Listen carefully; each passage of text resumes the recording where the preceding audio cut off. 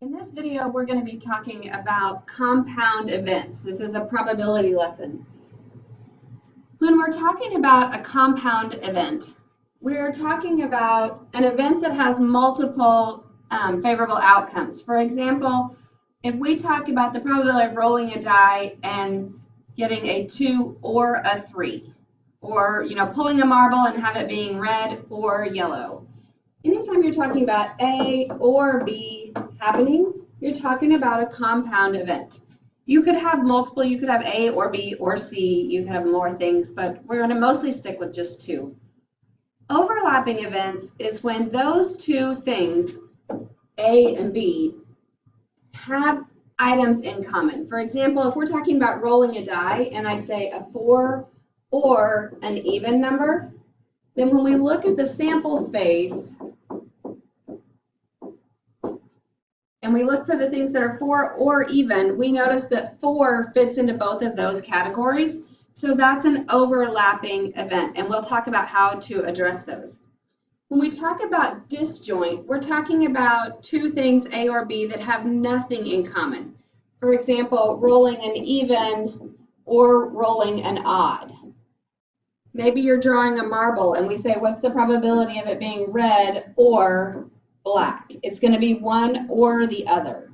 They're two separate groups. If you want to think about it kind of like a Venn diagram, in this situation you have two entirely separate circles.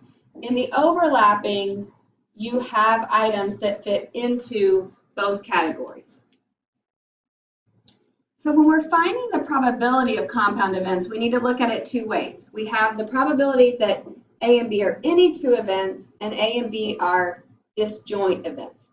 So remember, disjoint is this one. It's the one that there's nothing in common. When you're talking about that for the probability of A or B, so the probability of A or B happening, you're going to find the probability that A happens and add it to the probability that B happens. Now, when we're talking about any two events, there might be some overlap, and you don't want to count any of the outcomes twice. So when we do this probability of A or B, we're going to find the probability of A and add it to the probability of B like we did with the disjoint events, but we need to subtract off anything that's been counted twice. So we're going to subtract off the overlap, and that's everything that counts as A and B. For example, the 4, because it's a 4 and it's even. So it fits into both. So those are the two separate categories we need to be watching for in this lesson. So on number 1 here, it says events A and B are disjoint. That means they have nothing in common. So all we need to do is add their probabilities together. So the probability of A is 2/3, and the probability of B is 1/6. So to find A or B, we're going to add 2/3 to 1/6. We do need to get a common denominator here. So when we add, we find the probability of A or B happening is 5/6. On this one, on number 2, we have the probability of A is 0.8, the probability of B is 0.05, and the probability of A or B happening is 0.6. This time they want us to find A and B. So we're obviously talking about some overlap since there is an A and a B. So on problems like this, you want to start out with that formula we talked about for overlapping events. The probability of A or B is the probability of A plus the probability of B minus the probability of A and B. So we've got our long, kind of ugly formula, but we know most of these pieces. A or B is 0.6. I'm going to plug that in. The probability of A is 0.8 plus the probability of B is 0.05 minus the probability of A and B. That's the piece we're trying to find, so I'm just going to leave that as X. So when we solve this, we're just solving it like a basic equation. And the easiest way is to say 0.85 minus what gives us 0.6, and that's going to be 0.25. You can solve that however you want to solve a linear equation. So the probability of A and B is 25% or 0.25, and both of those would be acceptable answers. Now, a lot of times when we're talking about probability, we actually have a situation that they give us. So here we're talking about a vehicle, so we're only talking about one thing, is randomly chosen from a parking lot. And the parking lot contains all of these. We have 3 red minivans, 2 blue minivans, 3 blue convertibles, 1 black pickup truck, 3 black motorcycles, 1 red motorcycle, and 2 blue scooters. So we want to find the probability of selecting each type of vehicle for number 3, 4, 5, and 6. Now the very first thing I did, and you can see I've already taken care of this, is I made a list of all of the possible outcomes because I want to be able to look at them. When I have them all in front of me like this, I don't need to worry about those formulas. So for this section, we're not going to worry about the formulas. We're just going to find what we need. So this says a red vehicle or a minivan. So I'm going to look for everything that's a red vehicle, red, red, red, red, or a minivan. Those minivans already have check marks, so I don't need to check them twice. There's 2 more. So I have 6 favorable vehicles out of the 15 in the parking lot. So that simplifies to 2/5. There were 6 vehicles that were red or a minivan. Now in the next one, we want to find a scooter or a black vehicle. So our scooters are down here. I'm going to put checks next to those, and then anything that's black. You'll notice on that one there isn't any overlap, and that's fine. We're just going to count them up anyway. So there's 6 out of 15 again, which again simplifies to 2/5. On number 5, we want a black vehicle or a motorcycle. So we've got those 4 already have checks. They're all black vehicles.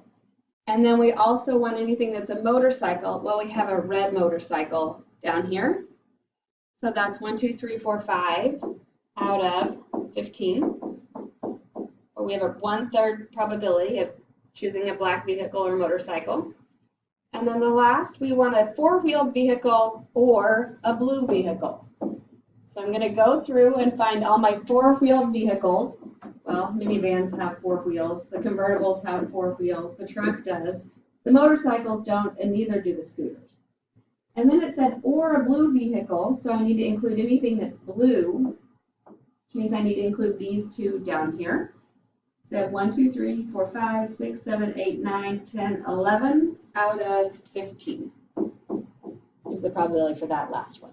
So if you can make a list, it's very helpful, and you don't have to worry about any of the formulas. You can just count up what fits into these categories, and remember not to count something twice when you're using this technique.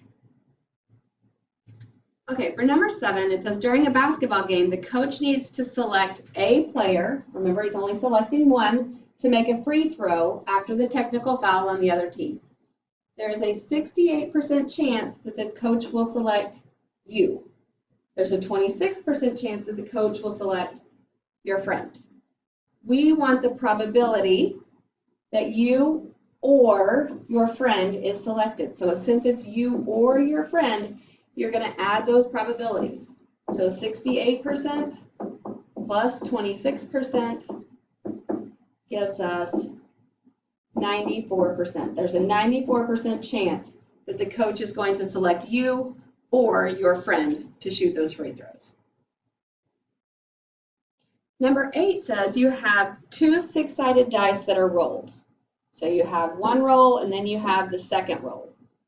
And if you remember from last class, there's 6 options for each of those rolls. So we know there's a total of 36 favorable outcomes. We want to know the probability of rolling the same number twice. Well, think about what those outcomes would look like. If we roll a 1 twice, it's 1, 1. A 2 twice would be 2, 2. 3, 3, 4, 4, 5, 5, and 6, 6. There's 6 ways to roll the same number twice out of the 36 total outcomes. So 1/6 is the probability of rolling essentially doubles. Okay, number 9 says, out of 120 student parents, 90 of them can chaperone the homecoming dance or the prom. So let's see. We've got 90 that can chaperone homecoming or prom. Then we have 40 who can chaperone homecoming, and we have 65 who can chaperone the prom.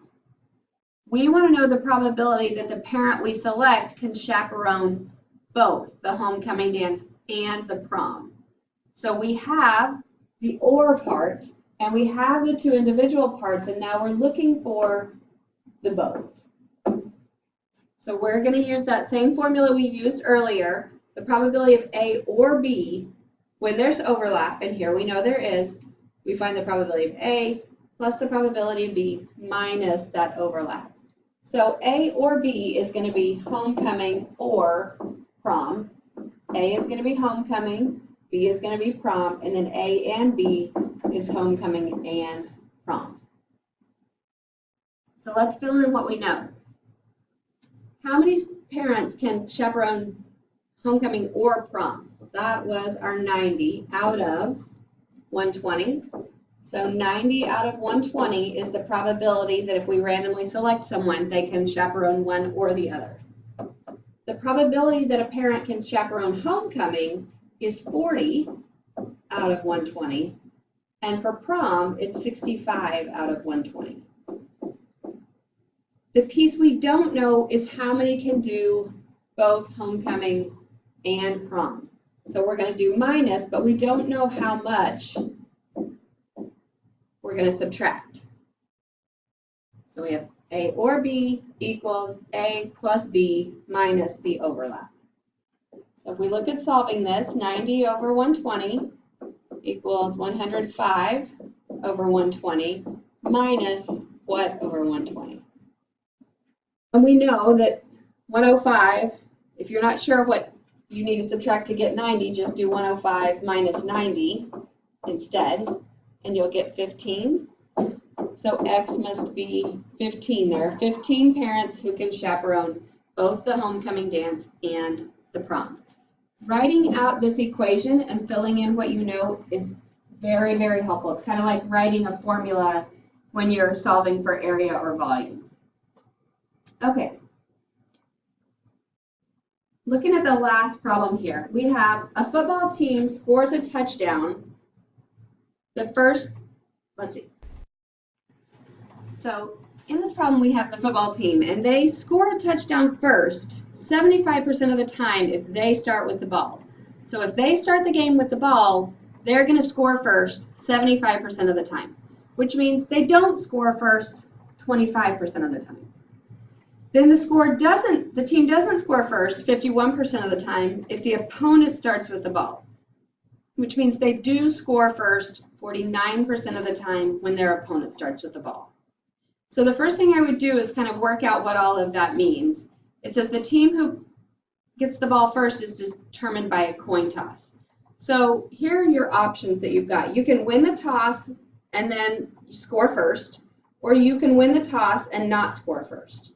You can lose the toss and score first, or lose the toss and don't score first. So we're looking at those four options, those four possible outcomes, and we want to look at their probabilities because we want to know what is the probability that this team scores a touchdown first. So in this, we want to be looking for this one specifically and this one. So when we look at this one, we win the toss. Well, what's the probability you win the toss? Well, it's a coin toss, so the probability is 0.5. What's the probability if you win the toss, that means you start with the ball, that you score? Well, if they start with the ball, they have a 75% chance of scoring first. So that's 0.5 times 0.75, which is 0.375. Oh my. Oh my. I don't know how we zoomed in so far.